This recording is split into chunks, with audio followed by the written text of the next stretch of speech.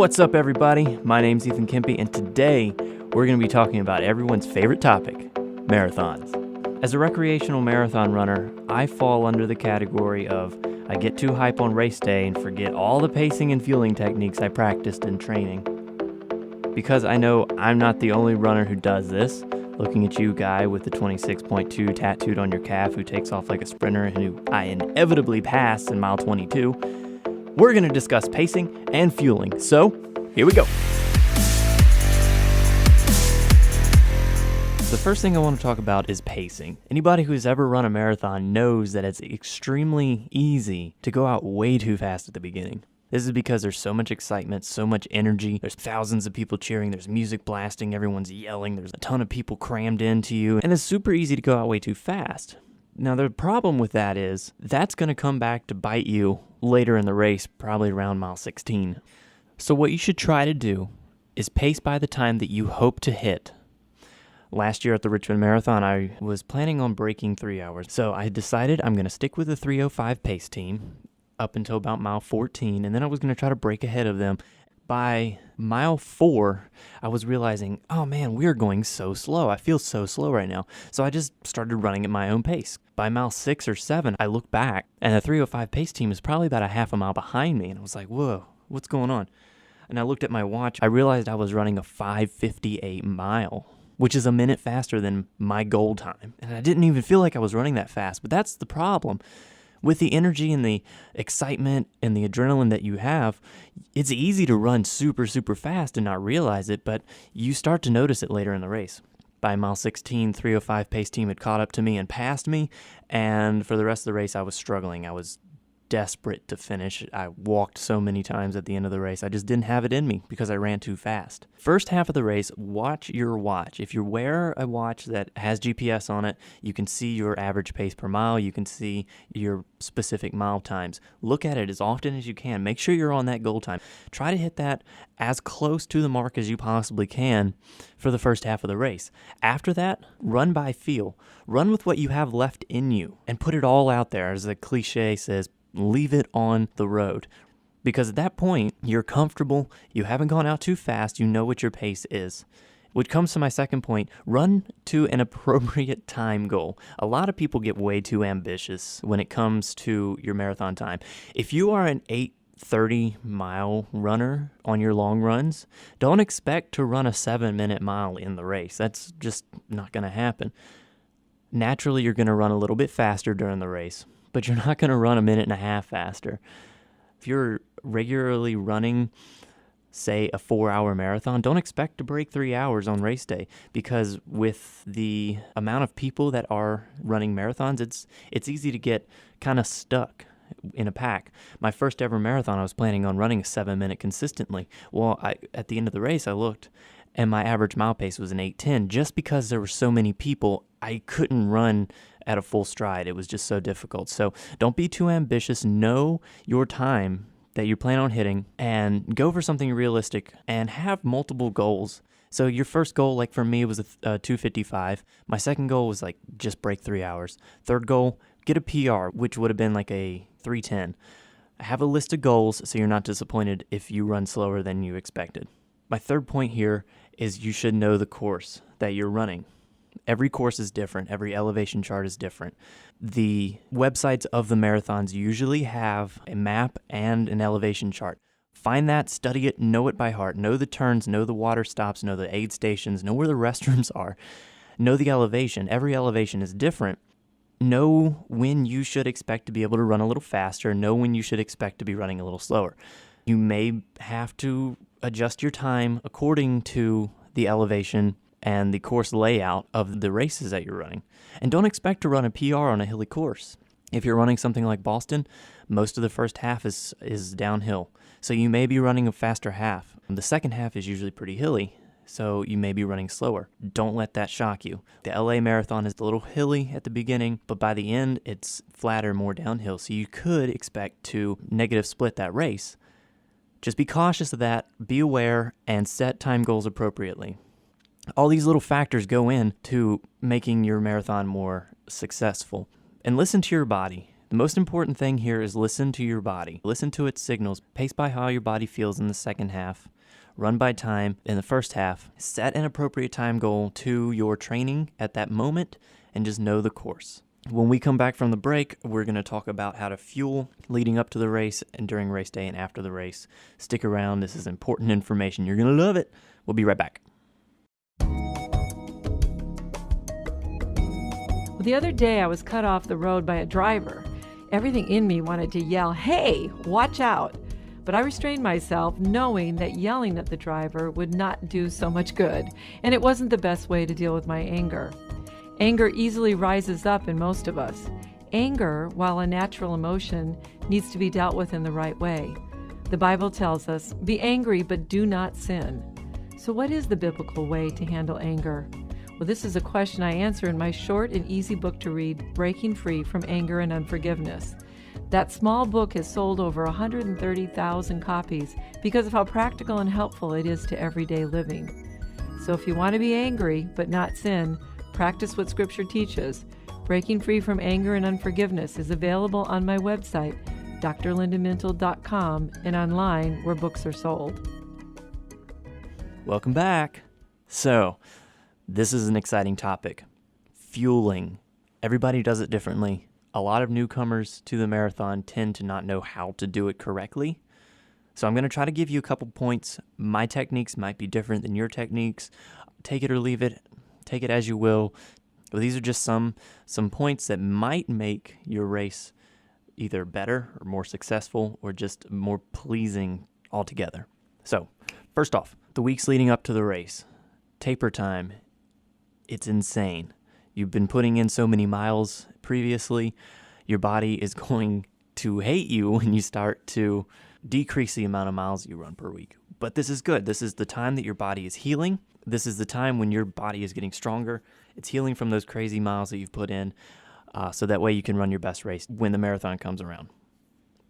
During this time, it's crucial to fuel correctly. So decrease the amount of proteins that you're eating, decrease the amount of fats that you're eating, and increase the amount of carbs that you eat. Load up on whole wheats. I like sweet potatoes and oats, bananas, whole wheat pastas, brown rices. Those kind of things are what fuel your body. That's your quick energy source. Your big carb load day should be about 2 to 3 days out from the race. Don't do it the night before because you're not going to end up taking in enough fuel. The night before should be specifically just to top off the tank. You haven't stopped running completely. You're still using some of that energy, but you're fueling up more. You're eating more carbs. Don't be shocked if you gain a couple pounds in those last 2 weeks.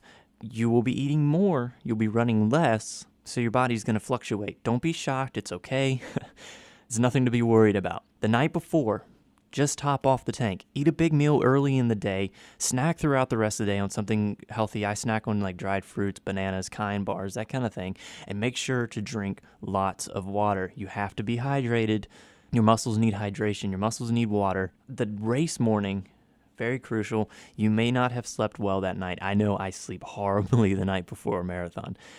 But race morning, wake up early enough that you can eat well before the race. You don't want to eat too close to the race because you'll end up with GI distress during the race, and that, my friend, is the worst thing that could possibly happen to you on race day. Your breakfast that morning should be light but substantial. Don't eat something that's going to cause you to have problems, like eggs, for me, cause me to have a lot of stomach issues, that kind of thing. Eat something light. I like to go, honestly, Quaker Oats instant oatmeal because I'm usually out of town. I just hot water, mix it in a bowl. I'm good to go. I usually have a banana, and within about an hour of the race, I drink a cup of black coffee.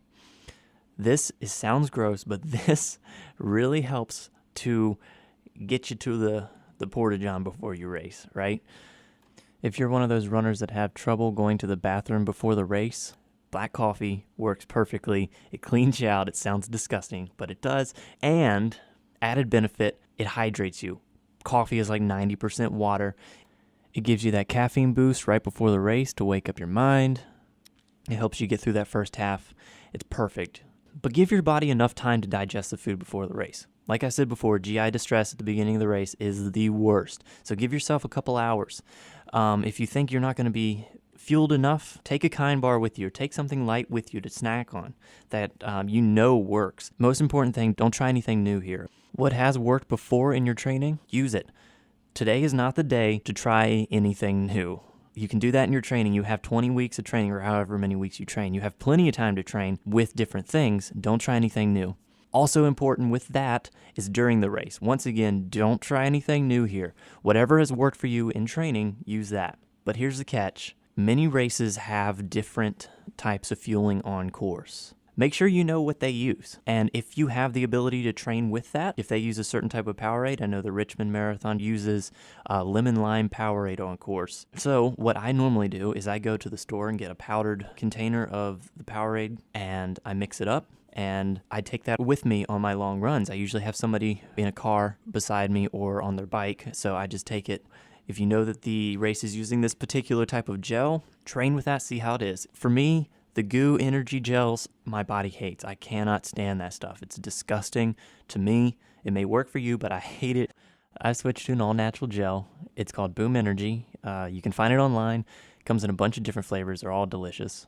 I use that. It's all natural, doesn't have any crazy sugars in it, but they have caffeine. I carry that with me in the little back pocket on my shorts. If you don't have shorts that do that, you can invest in a little belt that you can carry your stuff with you. Make sure that you fuel often and early. This is the most important thing. You may not feel like you have to fuel early in the race, but you should. Many times runners think that they're pretty good at certain distances. Like for me, I can run 14 miles easy without fueling at all during the run. But that is not smart to do during a marathon. A lot of runners think, oh, I can run a 10K without any water, so I'll run the first 6 miles, and then at the mile 6 point, I will start taking in stuff. Dumb idea.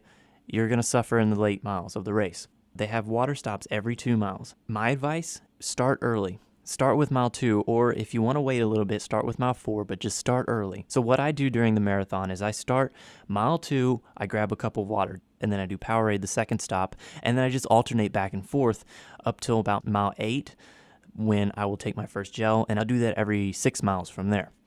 But it's important to fuel early. What you're doing is you're giving your body the water, the electrolytes, the energy that it's losing throughout the race. You should take in about 15 grams of protein per hour during the race, which means you should probably have a cup of Powerade or a gel at least twice an hour. In the latter parts of the race, I like to fuel with something that has caffeine in it. I've turned to Nun water. They have caffeine in it. It doesn't taste horrible like some Powerade and Gatorades do. I usually have somebody on the course at about mile 16 that hands me that bottle. Later on in the race, I'll take something that's usually coffee-based. Something that has the energy. So about mile 20, I'll take something that has a little bit of coffee in it. That caffeine just kind of shocks your brain back into focus, and you're able to run better, more in focus, because at that point, you're just getting tired. Finally, I know I've been talking forever, but finally, here we go. Post-race recovery. This is a quick note. It's important to eat after the race. The 30 minutes after the race are very crucial. Everybody says make sure you take protein in after you work out. Here, it is very important. You have run your body completely dry. Protein sources are dead. Carbs are dead. You probably feel dead at this point. Make sure you take in enough. They say about 20 grams of protein within the first hour of the race will give your body that boost to get it on track for recovery. For me, I know my stomach's a little bit raw afterwards, so I can't take in a lot of stuff. So what I'll do is just eat like a banana and a plain bagel with some water, just something to give me some sustenance right after the race.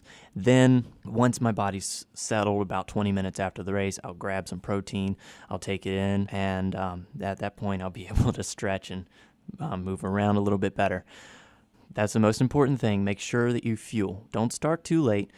Fuel often and fuel properly.